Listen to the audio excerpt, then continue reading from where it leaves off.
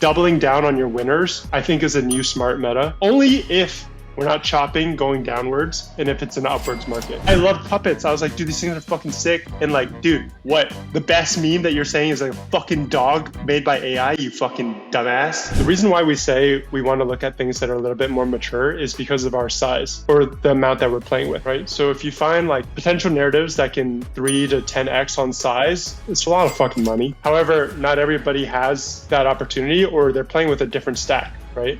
What's going on, everybody? Welcome to the first episode of the Supercycle show. It's what we think the people want. Clemente hit me up with this idea to start a show focused around meme coins and interview some of the best traders in this space. The people who navigate the trenches with a helmet on and body armor, impenetrable fortitude when it comes to trading anything from an 8K market cap to an $800 million market cap. And I'm excited to dive into the conversation today with our very first guest, one of the top meme coin traders so far in 2024, absolutely dominating with trades like Fwog, Billy, Pups, and so much more.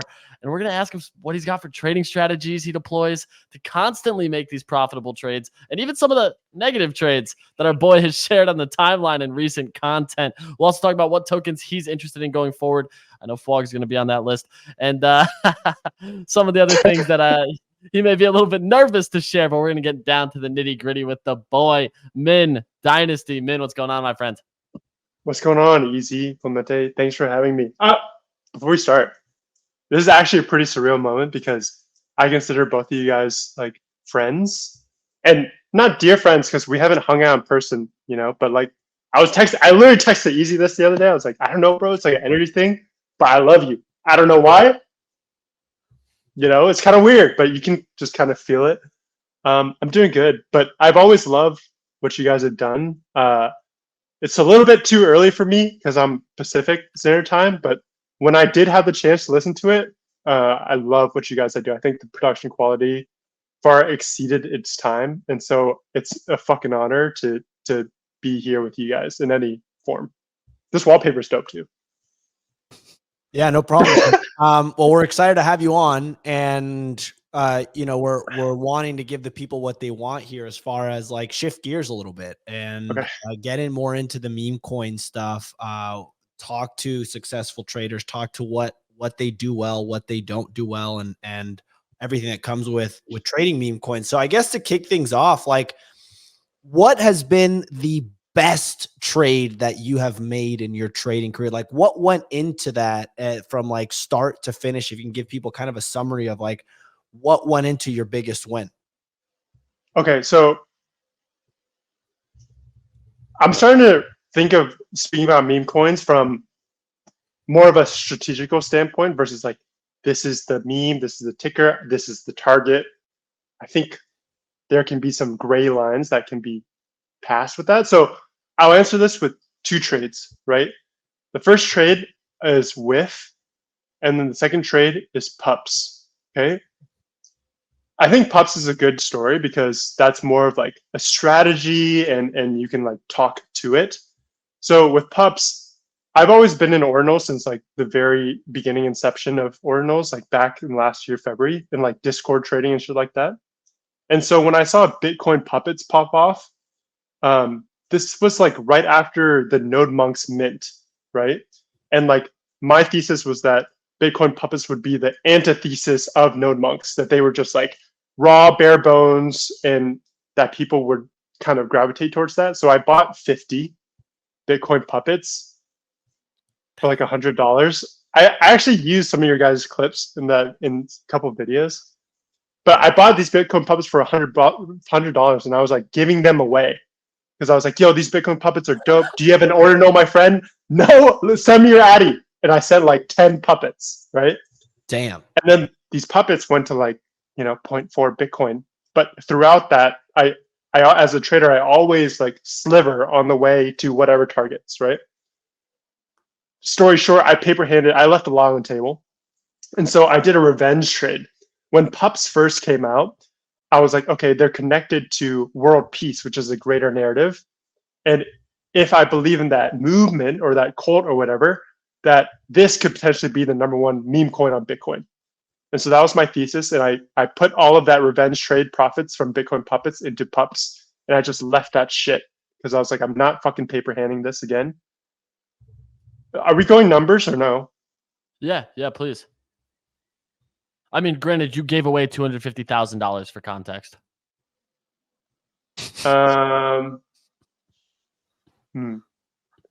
So basically, so look, for everybody watching, meme coins are just weird because if you don't actually understand it all, it seems kind of odd. But if you do understand it, like what we're saying is a language that makes sense. Like if you talk about intangibles and things like that. So numbers wise, I bought pups at like 20 cents. This is like the old one, right? And then they ran up to like $90. Yep. Oh, which is a lot of X's, right, along the way. But the fun part about this trade is that I wanted to hold a bunch after the Runes protocol was launched, and I basically sold some of my position before that. But that was actually ironically the top. So I think that's a good lesson, that you have to kind of understand the intangibles and then be able to hold for a long enough time, but take profit on the way. And then Whiff was my second really good trade. And if you guys want to ask specific questions, because I can just fucking go on about like. So, real quick, when you say like intangibles versus like the meme, what do you mean? And you said like world peace, and you said like this greater movement, and like what do you mean by that in particular? It's funny because as we're having this conversation, I'm like, what the fuck? What are we talking about? Because it's like trying to explain to people NFTs back when like NFTs first started. Now we're like, oh yeah, digital collectibles, part of a community, makes sense, right? But intangibles versus the meme, I think there's like this huge memetic energy, aka like an energy of like a feeling that you get when you hold a certain token or you're a part of a certain community. Yeah. And that feeling now has prices equated to it. And so if you can kind of understand like how that attention, how that emotional feeling flows, and then look at the supply and demand of that emotional energy, you can kind of trade around it. It's fucking weird. It's like really weird.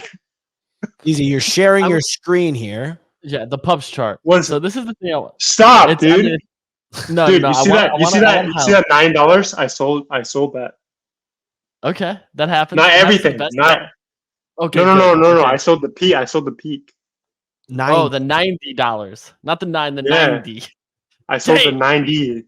Yeah, dude. I bought like I was buying. Wait, scroll left, bro. So there's a scam wick that messes with the chart.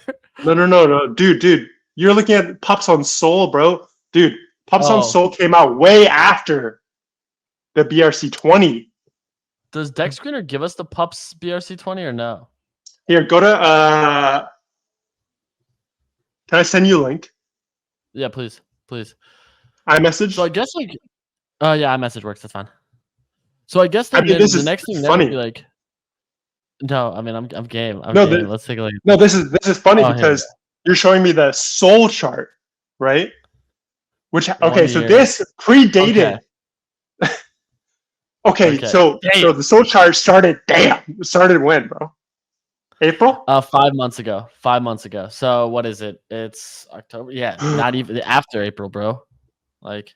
Yeah. When did this shit start? Go to Max. Max, we are looking. Yeah, this is the Max. So this first launched January 9th, 2024. Yeah, that's when I was buying. So what made? So was it purely just because you were in the ordinals that made you buy this? Yeah. Like that was it. Yeah. Well, I loved puppets. I was like, dude, these things are fucking sick. And like, dude, what the best meme that you're saying is like a fucking dog made by AI? You fucking dumbass. Not the person doing it. I'm saying like, if you think that's the best meme, I mean, that's zero competition. Like, yeah, I like world peace. I like how puppets make me feel. It's like a degenerate, chaotic energy. Like, that's what. Like, if Bitcoin DeFi ever hits, that's the most obvious trade in the world at that time. Yeah. Yep. And then other people started to agree, and then Ansem agreed, and then Arthur Hayes agreed. So with like So I like actually what you said made sense to me as far as like this feeling that you get when you look at something, when you buy something, owning it, and then there's a monetary value attached to that, and like a tokenization almost of that feeling.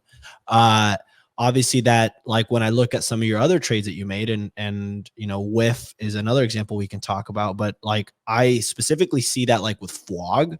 I think that's like a good example of one that has that. When I see, I'm like, yeah, that makes sense. Other than like Flog right now, or some of your previous trades, like right now in this current landscape and kind of this meme coin frenzy that we're in right now, are there any tokens that like make you feel that way right now, that you feel like is interesting in that kind of feeling that you were talking about? Yeah, like that's what I actually did a post the other day about Flog, because I said I wanted to zoom out because my Flog story is very personal, because I like talked to the artist, I knew his story. So for me, holding the token meant for me supporting the artist. But the question that I asked the audience was, yo, am I the only one that feels this? And like, what's your take? Like, why do you think the price is equal to this attention right now? Like, no shill involved. I'm just fucking curious, right? Other tokens that or meme tickers that I feel like this. Okay, so you guys can see that SPX 6900 is going crazy, right?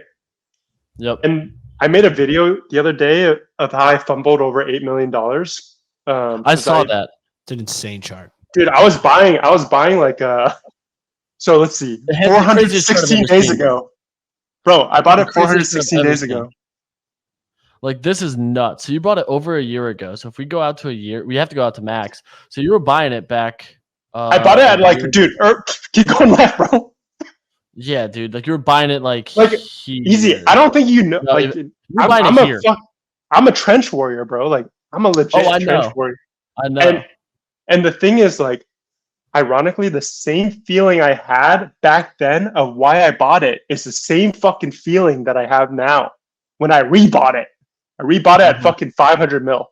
Wow. And it's the same fucking feeling, dude. Because I was like, dude, I love the content. I like anime, and it was like a retro anime vibe. Yep. And I love like the horrible yet extraordinary content that they were posting at the very, very beginning. And flipping the S&P 500 was a narrative that they had back then, bro. And I was like, oh yeah, this could be a thing. So the same feeling of holding that token now is the same feeling that I had it then. Pups, that's the same reason why I was rebuying at 2 cents. Now it's at 17 cents. So I was rebuying pups. Go ahead, Clemente. So yeah, like with that, on that note, right? You're saying rebuying the double dipping easy, as notoriously told me many times, don't double dip. Never. He's right. I refuse to. But you recently tweeted, imagine if top blasting became the new meta. That was 2 days ago. And I'm assuming that's in correlation to Murad's kind of meme coin index that he's made. All of those tokens have been basically up only. And if you top blasted those 7 days ago, you would be absolutely crushing it right now. So how are you thinking about that? So the reason why I tweeted that actually didn't have to do with Murad. Excuse me. Is that throughout the bear, right? If we've been trading, top blasting was never the move. You would trade charts a little bit more often, right? You would like wait for retraces, 60% pullbacks, and usually that would be good entries for coins that would do well in the future.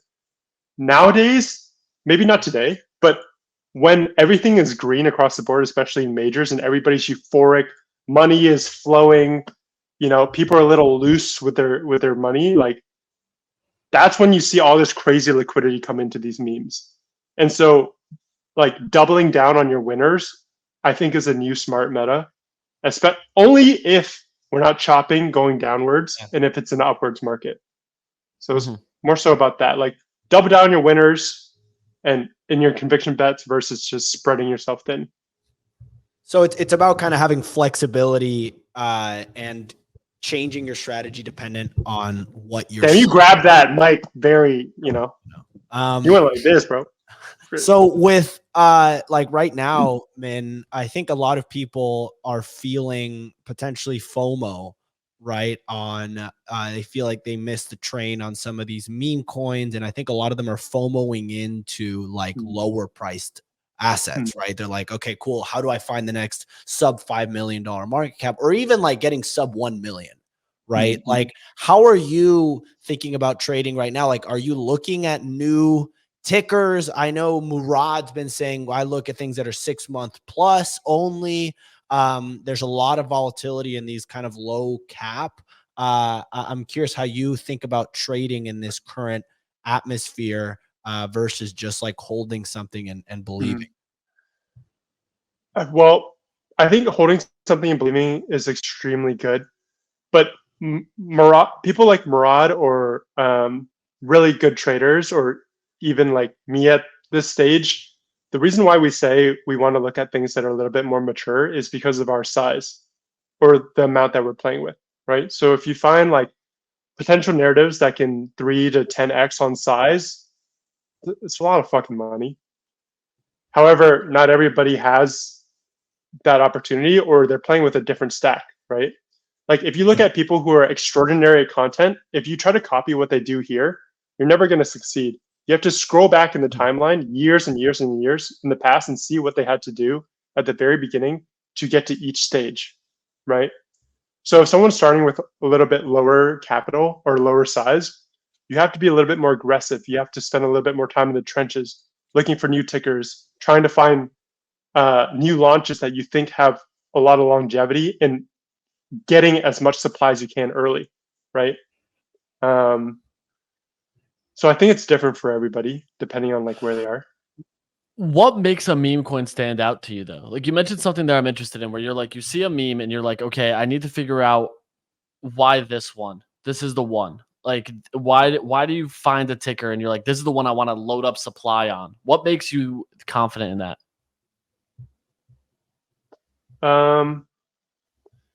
It's tricky because you have to really trust your gut, but a lot of times your gut is best friends with your gambling addiction, right? So you have to be able to separate those two. And a lot of times, like I think it's my gut, and then I buy it with size. I'm like, oh shit, that was not my gut. That was just FOMO and gambling.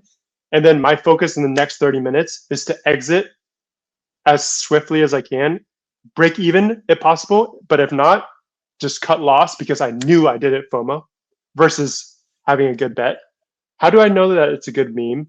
I go off of feeling once again. Like at the core, you can describe certain things like, oh my God, I think that's cute. Oh my God, I think that makes me feel powerful. It makes me feel younger. It makes me feel degenerate, more in tune with culture, whatever it may be. And that's the same feeling that I had using Billy as an example, right? People that saw it later on were like, oh my God, it's cute. I feel that it's cute. But my feeling was, it's the anti-celeb meta. I feel good holding this shit because fuck all these grifters that 90% came into the space and just tried to extract. So this thing, this dog, resembles the counter to what we've experienced, if that makes sense. So it's like, it does. And I guess kind of like the thing there was like with Billy and even Flog, both those projects, I believe, initially took some like pretty negative price action. And you were very vocal, especially with Billy from like a CTO standpoint.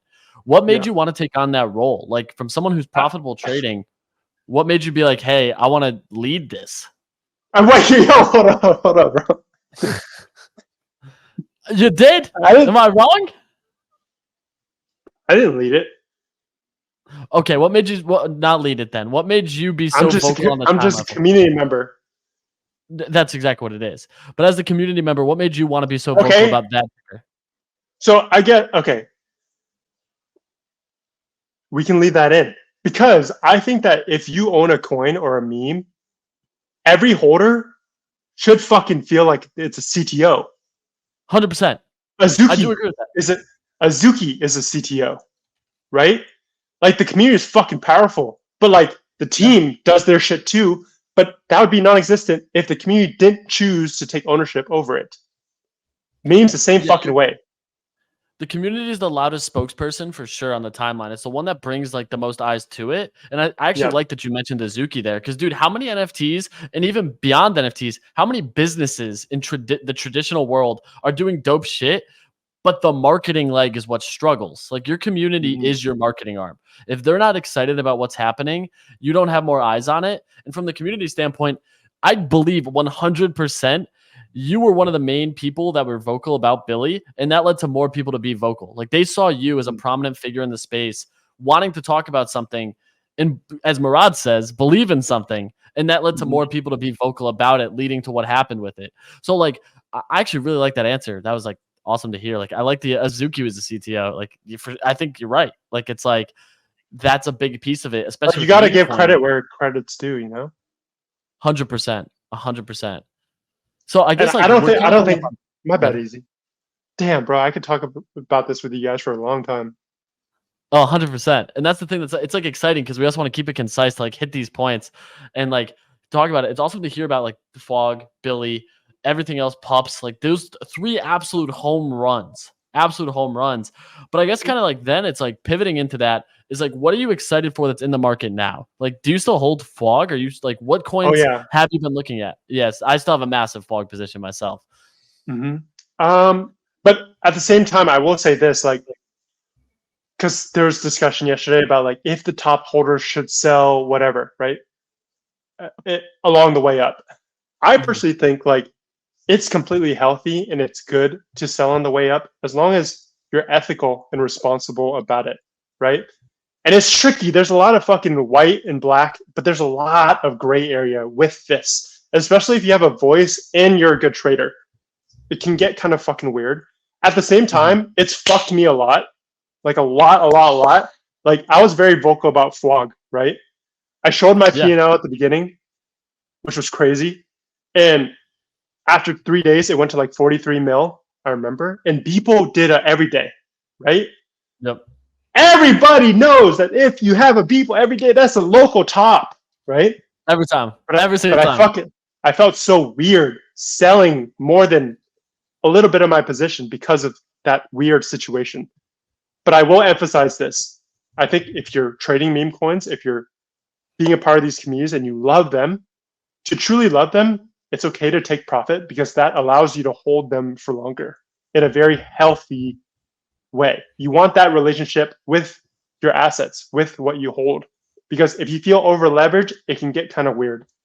So you got to take the emotions out. And that's kind of, so I guess like the last thing I want to ask you before we ask like kind of the closing question would be with emotions, how do you take emotions out of trading if you do? Is it scaling on the way up as you've been mentioning?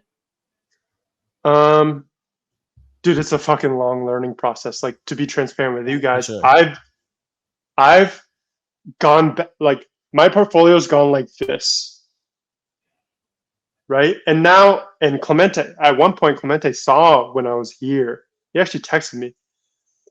So it was here, but now it'll never fucking go down like that again. Because over each one of those, I gain enough rules to understand how I am. And ironically, trading teaches you so much about yourself as a person. It's really funny. Like, I'm like, oh, interesting. I can be greedy like this. Or, wow, I'm a very impulsive person. Or, wow, I need to prepare and plan more, right? Don't just go off the biggest curse is like if you're really good at winging things and going off the cuff and ripping, you start to depend on that like a crutch. So yeah. How do you take emotions out? I think it's just practice. It's like the greatest basketball player playing under the lights. Just takes time and just reps.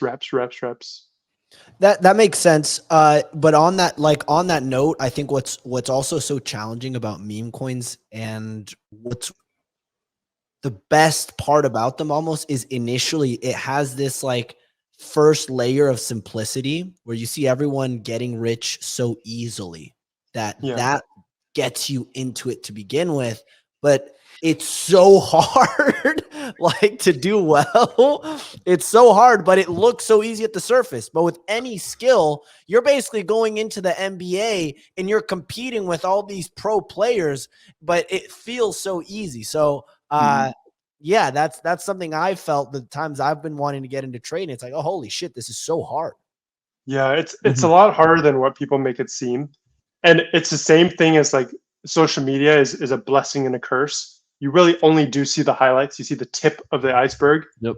And it's the same thing with like you asking like, oh, if you should you just look at things that are 6 months old and then size in with conviction?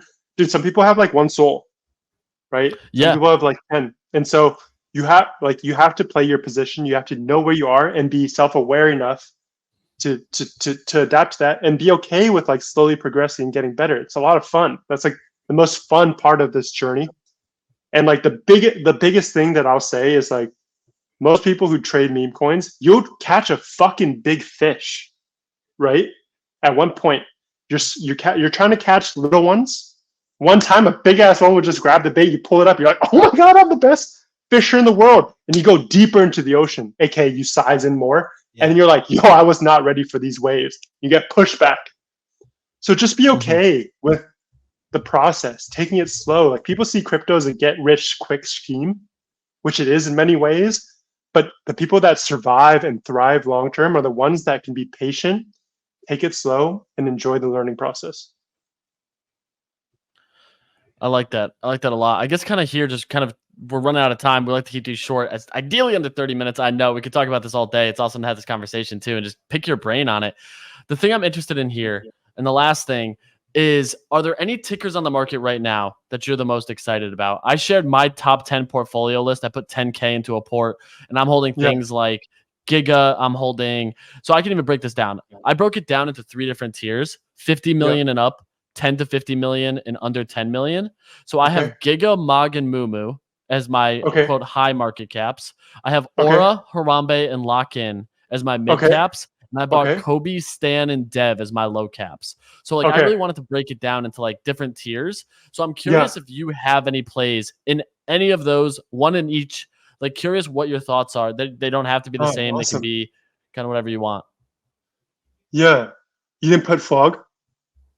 So I didn't, because I wanted to do new tickers that I had either exited and wanted to get back in. So like Mog, I've been in and out of a bunch. These were all I fucking like love that, bro. You're so base. People bro, know I'm bullish on Fog. Everyone knows I'm bullish on Fog. Like I'm so vocal about it. You know why, bro? Because everybody just puts their fucking bags, dude. But like, you can support projects and you can support memes that you're not fucking invested in, but you can invest your energy in your support 100%. in. Oh, I love this exercise. Okay, wait. So go like, back. I love SPX. I don't hold SPX 6900. I love it. I think it's fucking hilarious. The narrative to flip the stock market is my favorite thing in the world. I'm like, anybody can rally on that. That's fucking hilarious. So that's exactly where I'm coming from with this. So like high market cap over 50 mil, mid market cap, and low market cap. Which like you don't coins that I'm not in. Yeah. These are coins. Dude, I love this. No. I love this exercise because you can't. If you're in every coin, bro, like, kind of. Yeah. You know? Right. Okay. Okay. larger meme cap. I only have 10K. Well, I have 10K in SPX, which for me is thankfully not a. That's fucking weird. For me, that's not crazy size.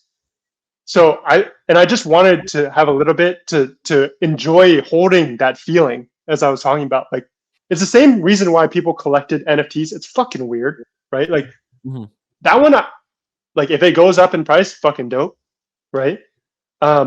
Bigger market caps. I like SPX. The narrative that I felt a long time ago, I think is still there.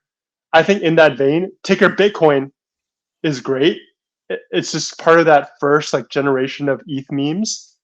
I have a lot of Mog, so I would put Mog up there. I think it's great. But I have a lot. I would put Doge up there. I think Doge is like very historical. It's the normie meme coin. Like I still think it has a lot of like look at Nero. Look at what Doge did to Nero. Like that's all because of Doge. Yep. Right. So Doge still has a lot of mimetic power in it and energy in it. So I like Doge. Moving down a tier. And I'll disclose which ones I have out of this list. Giga is weird to me. like Giga Chad. Like I don't feel like a Giga Chad if I hold it personally.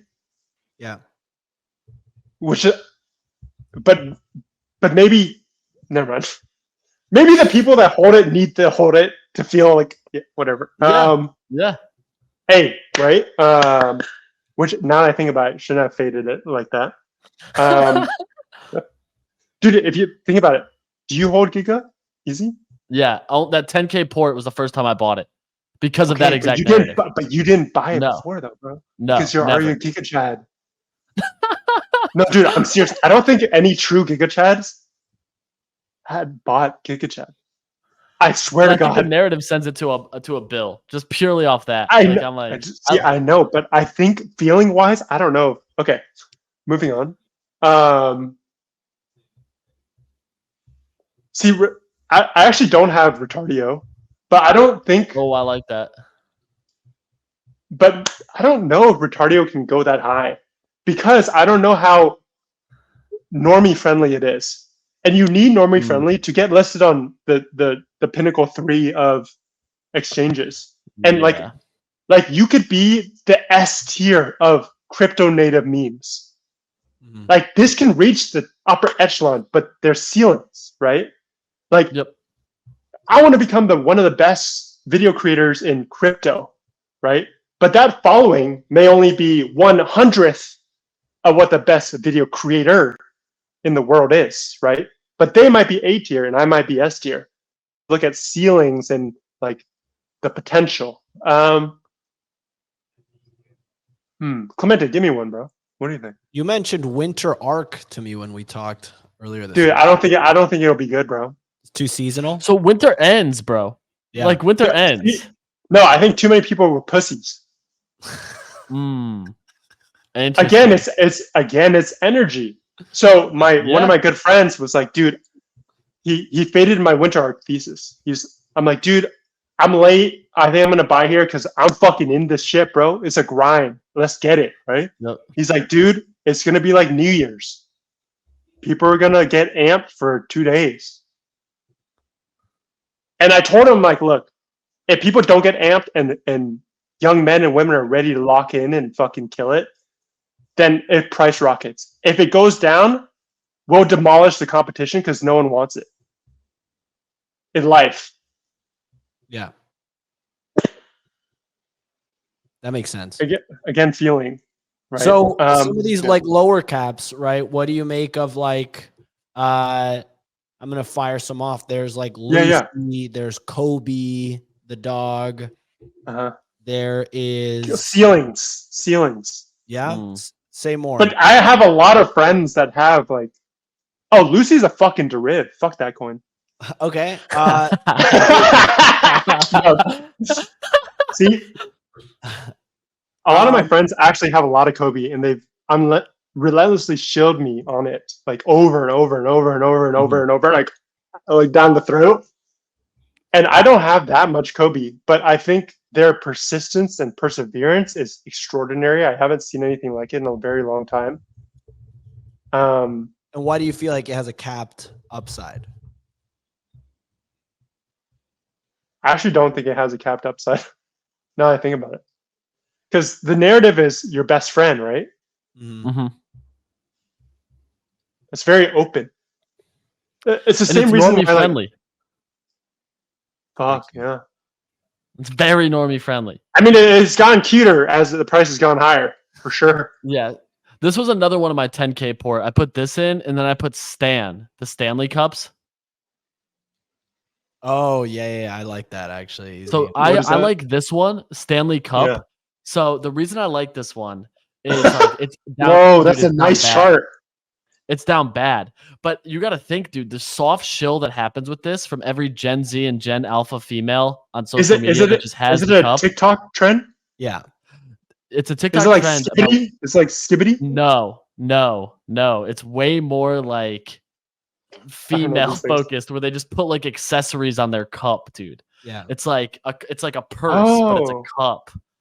And the thing is, this team does 3D art for it, but they make it like provocative. Like they got banned from Twitter for having the Stanley Cup doing a line off of Mudang's ass. And that's what got it taken off of Twitter. Like that's what got them taken off Twitter. So it's just like the most ridiculous shit. And I'm like, okay, if they can just keep doing funny shit with this, then I'm Look at all like, these yeah, this accessories. thing's gonna run. Can I see the content? So this is an actual Stanley Cup. They just Like this add is like the like they add the.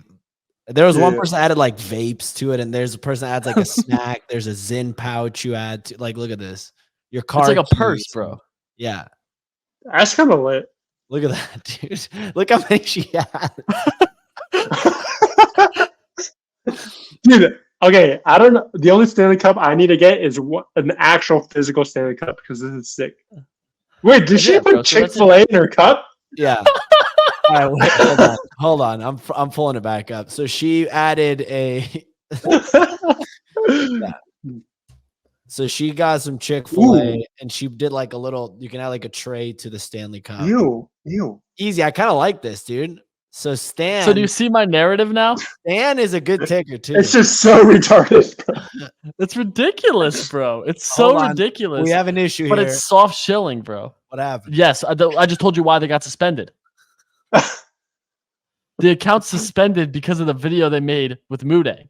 Okay, this is a really good conversation topic about evergreen content, right? Yeah. Because like as much as we joke about it, we joke about like how long can Mudang be cute?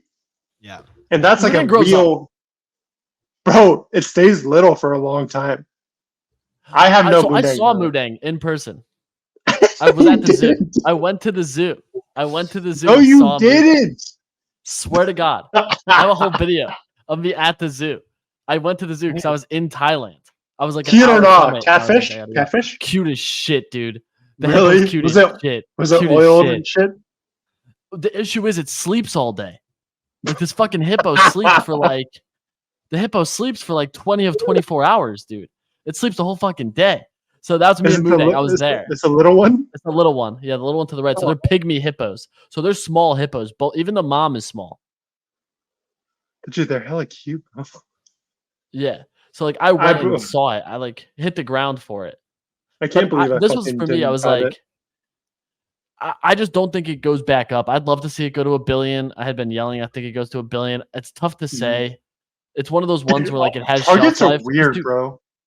Well, SNL posted a video of it, bro, and at that point I was like, dude, the top's fucking in. Oh shit, dude! I thought it broke out. It tried to break out, but it rejected. Well, everything's kind of dead. Everything kind of retraced today, right? Yeah. I mean, Sol's down to 136. Bitcoin's Why? Yeah, Bitcoin's flirting with 60K. They might not cut rates in November. Is the big thing. Weird. So that's where people are like, I don't know. But man, we got to wrap here. We've read now 10 minutes late. So this has been great, dude. No, this is good, dude. This is a great inaugural episode, and I appreciate you coming on. It's been awesome to hear about the various trades you got into. What makes you get into a coin? Your thesis on energy and what makes people excited about something is awesome. It's a home run in my opinion. So this has been great, and I appreciate you for your time. Was there any closing thoughts you want to leave to the meme coiners? Put him on the spot. Let's go. Need to. Remember what the most important thing is in all this. Couple things. One, have hella fun. Because, dude, life is actually really short. So just have fun. Be able to sleep at night. Interpret that how you will. Two, the most important thing is stacking your real life capital, stacking your real money. And then, if you believe in crypto, which many of us do, stack Bitcoin, stack Ethereum. Actually, I don't even stack Bitcoin. Ethereum and Solana, I like them, but who knows? Stacked USD, who knows, right? Yeah, just those things, and be nice. Just be nice. It's a big piece of it. I appreciate you, my friend. Thank you for coming on and dropping the inaugural episode of the Supercycle Show. I appreciate you, Min. If you don't follow him, MinX Dynasty on Twitter, absolute go-to trader, shares a ton of alpha, insight, educational knowledge, and some of the best, if not the best, video content around everything going on in the space.